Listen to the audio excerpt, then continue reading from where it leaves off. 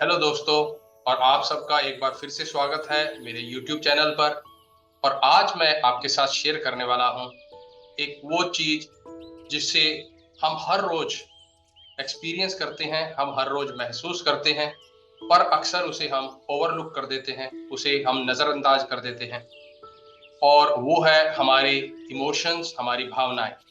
तो ये टॉपिक जो है वो मेरी ही बुक है जिससे मैंने लिया है, rising about stress, mastering 60+ strategies for a better life.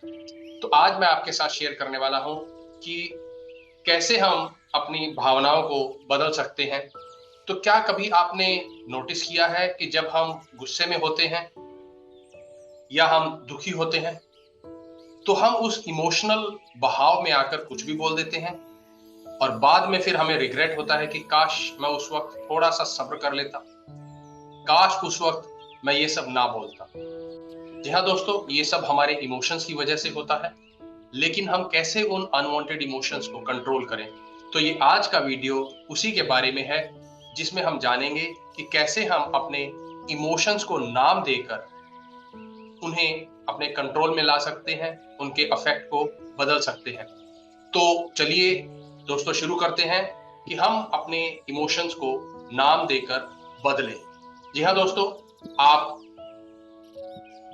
आपको मैं बता दूं कि ये कहाँ कहाँ हमें यूज होता है। डेफिनेटली जब आप अपने आप से भी बात करते रहते हैं तो आपके अंदर इमोशंस चलते रहते हैं। तो जब आप अपने आप को ये बताते हैं कि मेरे अंदर ये पर्टिकुलर इमोशन चल रहा है या मैं ऐसा महसूस कर रहा हूं, तो आप उसे एक्सप्रेस करना शुरू कर देते हैं। फॉर एग्जाम्पल, अगर आप गुस्से में हैं तो आप उस गुस्से के बिहेवियर को अडेप्ट ना करके जब आप अपने आप को ये कहते हैं कि मैं गुस्से में हूं, तो भी तो आप अपने आप को एक्सप्रेस कर रहे हैं कि that you are in anger, या फिर मुझे गुस्सा महसूस हो रहा है या मुझे गुस्सा आ रहा है।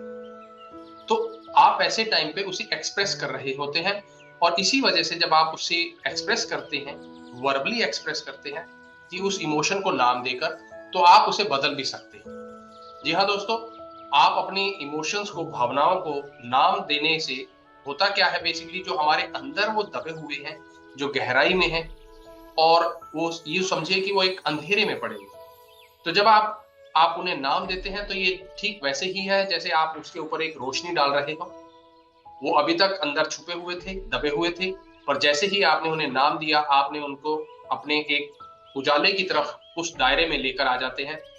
और और ये भी कहूं कि मैं जब आप उन्हें नाम देते हैं तो आप उन्हें फेस भी करने के लिए तैयार हो जाते हैं। यानी ये हमें अपने ही इमोशंस को फेस करने का एक तरीका भी है कि हम उन्हें नाम देकर फेस करें। तो जो ये हम नाम देंगे तो इससे हमारी स्ट्रेस, हमारे जो तनाव है, हमारी जो एंजाइटी है, वो भी बदल जाती है और हम एक बेटर मेंटल स्टेट की तरफ चले जाते हैं। हम एक बेटर मेंटल स्टेट डेवलप करना शुरू कर देते हैं। तो ये कुछ एक इसके फायदे भी हैं कि कैसे हम अपने इमोशंस को, फीलिंग्स को नाम देकर उन्हें बदल दें। और मैं ये कोई हवा में बात नहीं कर रहा हूँ दोस्तों। एक मनोवैज्ञानिक थे, हैं इनफैक्ट, जो अमेरिका में एक यूनिवर्सिटी में रिसर्च कर रहे थे, शोध कर रहे थे। तो उन्होंने इसके ऊपर रिसर्च की और उन्होंने उसे एक नाम दिया, name it to tame it, या फिर name it to manage it. यानी अपनी भावनाओं को नाम देकर उन्हें अपने काबू में कर सकते हो। जी हाँ दोस्तों, क्योंकि एक फैक्ट ये भी है कि जिसे हम नहीं जानते हैं उसे हम बदल नहीं सकते। हम केवल उसी चीज को बदल सकते हैं जिसे हम जानते हैं। यानी फॉर एग्जाम्पल, अगर आपको पता है कि गुस्सा है, तो जब आप जानते हो कि गुस्सा है तभी आप उसे बदल सकते हो। लेकिन आप जब गुस्से में हैं और आपको नहीं पता है कि दुख क्या है, तो आप उसे बदल नहीं सकते। तो हम वही चीज बदल सकते हैं जिसे हम जानते हैं। और दूसरा पॉइंट ये भी समझने का है दोस्तों कि कुछ लोगों का एटीट्यूड होता है कि आप उसे इग्नोर कर दो, ओवरलुक कर दो, आप उसे अटेंशन ही मत दो। तो अगर आप अपनी भावनाओं को, जो आप महसूस कर रहे हैं, आप उन्हें इग्नोर करेंगे, ओवरलुक करेंगे, उन्हें अटेंशन नहीं देंगे, तो भी वो आपके अंदर चल रही है, तो भी वो आपको हार्म कर रही है। ऐसा नहीं है कि जब आप उन्हें इग्नोर कर देंगे तो उनका इफेक्ट आपके ऊपर नहीं होगा। ये ठीक वैसे ही है जैसे अगर आप बेहोशी की हालत में गिर जाते हैं तो आप कहेंगे कि मुझे पता ही नहीं चला मैं कब गिर गया, लेकिन जब गिरते हैं तो चोट लगती है, तो उस चोट का असर बाद में पता चलता है। ठीक ऐसे ही अगर हम अपने इमोशंस को अगर कहें कि नहीं मैं उसे नहीं एक्नॉलेज करूंगा, तो भी वो आपके ऊपर इम्पैक्ट हो रहा है उसका। तो इसलिए उनसे मुंह छुपाना या उन्हें इग्नोर करना ये सोल्यूशन नहीं है। और दूसरा पॉइंट, एक और पॉइंट ये भी है कि अगर हम नोटिस करें कि भावनाएं हैं क्या, इमोशंस क्या है, तो वो एक ऊर्जा, मोशन, यानी मोशन में एक एनर्जी है, एनर्जी इनटू मोशन। तो वो हमेशा जाहिर होना चाहती है, वो उजागर होना चाहती है जो आपके अंदर इस वक्त चल रही है।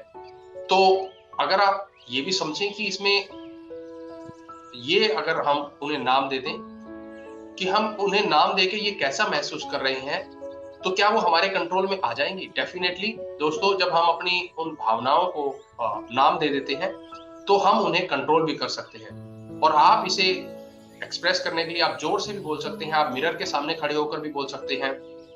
और जब आप बोलते हैं तो आप बेसिकली उसके प्रति जागरूक हो गए हैं, आप उनकी रिस्पॉन्सिबिलिटी ले रहे हैं। और जब आप उन्हें बोलते हैं तो आप उनके ऊपर कंट्रोल करना शुरू कर देते हैं, वो धीरे धीरे आपके कंट्रोल में आना शुरू हो जाती है, वो कम होना शुरू हो जाते हैं। और इसका फायदा ये भी होता है कि जब आप उसे इमीडिएटली एक्सप्रेस कर देते हैं बोलकर, बिहेवियर्स में ना आकर, यानी अगर आपको गुस्सा आ रहा है तो आप किसी के साथ वायलेंट ना होकर आप अपने आप से कहें कि मुझे गुस्सा आ रहा है, तो आप उसे ऐसे एक्सप्रेस कर देते हैं तो आपका पूरे दिन को स्पॉइल नहीं करेगा। कि कई बार क्या होता है कि एक मूड हमारा होता है तो पूरे दिन हमारा वो मूड जो है वो स्पॉइल कर देता है।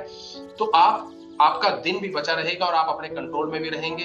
और ऐसे ही आप अपने इमोशंस को नाम देकर अपने कंट्रोल में ला सकते हैं। साथ ही जब हम अपने इमोशंस को नाम देते हैं तो जो हमारे एक थॉट प्रोसेस चल रहा होता है उस वक्त, और जो हमारे इमोशन फील कर रहे होते हैं, तो हम उन दोनों को जोड़ देते हैं, हम उन दोनों को ब्रिज कर देते हैं, जिससे कि हमारे विचारों में और हमारी फीलिंग्स के बीच का जो दायरा है, जो दूरी है, वो कम हो जाती है। और आप इसको दूसरे तरीके से भी कह सकते हैं कि जैसे मैं गुस्से में हूं, इसको आप दूसरे तरीके से ये कह सकते हैं कि मुझे गुस्सा आ रहा है, या विनोद को दुख हो रहा है।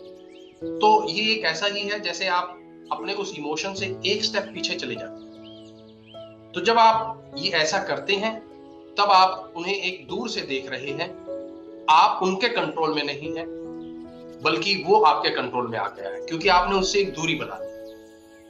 तो ये भी एक फायदा होता है कि जब आप अपने इमोशंस को नाम देते हैं तो आप एक स्टेप पीछे चले जाते हैं, आप उनसे डिस्टेंस क्रिएट कर देते हैं, जिससे वो आपके ऊपर हावी नहीं होती हैं, बल्कि आप उनको अपने कंट्रोल में रखते हो, आपका नियंत्रण उनके ऊपर होता है।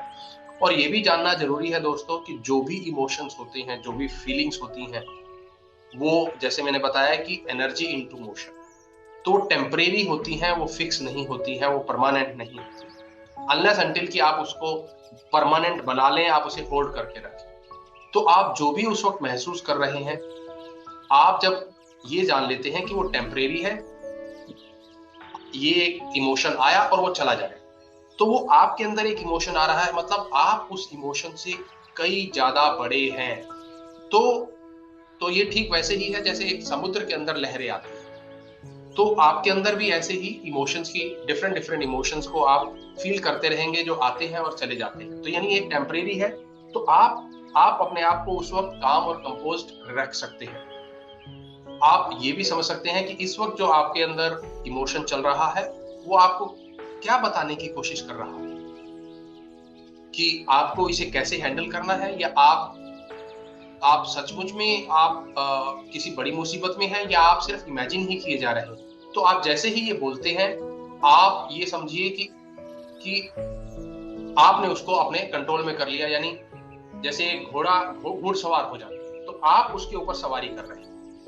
तो इसके साथ साथ ये भी होता है दोस्तों कि जब हम अपने इमोशंस को नाम देते हैं तो हम उन्हें अपने अवेयरनेस में लेके आते हैं, यानी जो इमोशन अभी तक हमारी अवेयरनेस के परे चल रहे थे, जो हमारे मूड को कंट्रोल किए जा रहे थे, जब हम उन्हें नाम दे देते हैं तो अब हम उन्हें देखना शुरू कर देते हैं। अब वो हमारी अवेयरनेस में आ गए हैं, हमारी जागृति में आ गए हैं, हमारी एक चेतना में आ गए हैं। तो जब हम ऐसा करते हैं तो हम उन्हें बदल सकते हैं। तो अगर आपकी वो अवेयरनेस में नहीं है, आपकी वो अगर जागृति में नहीं है, तो वो आपके ऊपर हावी रहते हैं, वो आपको कंट्रोल करते रहते हैं। लेकिन जब आपकी वो अवेयरनेस में आ जाते हैं, तब आप उनके असली रूप को जान सकते हो और आप अपने आप को भी असली रूप में देख सकते हो।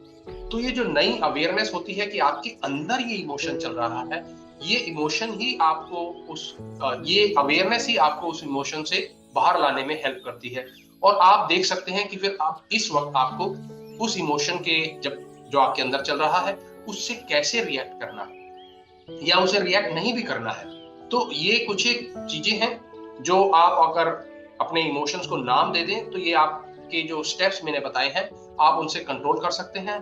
और एक और पॉइंट जो मैं आपके साथ शेयर करना चाहता हूं वो ये है कि इमोशन बदलना सिर्फ शब्दों का खेल नहीं, कि आपको लगे कि अरे यार ये क्या है, सिर्फ वर्ड्स ही तो चेंज करने हैं।